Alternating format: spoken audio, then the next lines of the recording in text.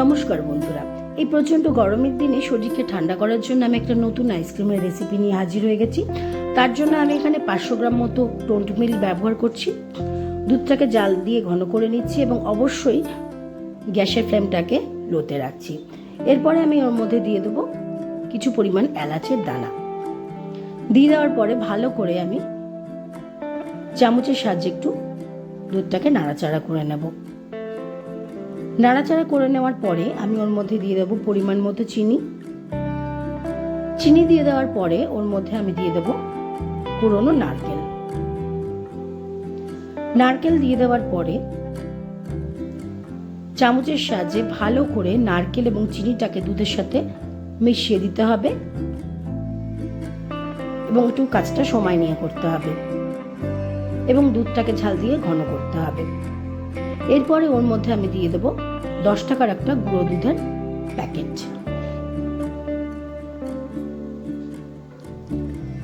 এরপরে চামচের সাহায্যে গুঁড়ো দুধটাকে ভালো করে নারকেলের সাথে দুধের সাথে ভালো করে মিশিয়ে দিতে হবে। এরপরে ওর মধ্যে দিয়ে দেবো আমি কয়েকটা কিশমিশ দিয়ে একটু হালকা হাতে নাড়াচাড়া করে নেব এবং দুধটাকে জাল দিয়ে ঘন করে নেব। একটু সময় নিয়ে কাজটা করতে হবে।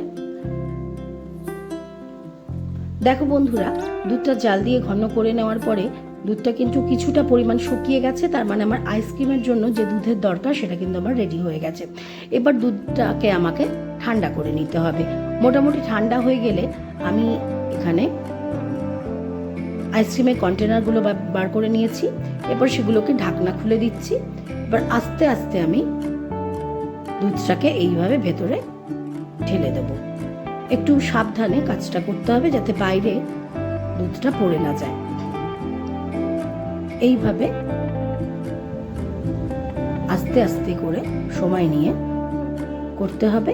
দেখো মোটামুটি আমার সমস্ত কন্টেনারগুলো কিন্তু ভরা হয়ে গেছে। এরপর আমি ঢাকনাগুলোকে এইভাবে আটকে দেব এবং 7-8 ঘন্টা আমি এই আইসক্রিম কন্টেনারটাকে ডিপ ফ্রিজিং করব।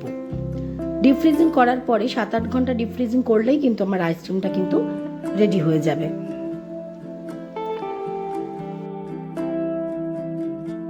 আজকের আমার আইসক্রিমের রেসিপি তোমাদের কেমন লাগলো অবশ্যই আমাকে কমেন্ট সেকশনে জানাবে। আমার চ্যানেলে নতুন বন্ধু হয়ে থাকলে চ্যানেলটিকে অবশ্যই সাবস্ক্রাইব করে নেবে। ভিডিওটি ভালো লাগলে অবশ্যই লাইক এবং শেয়ার করবে।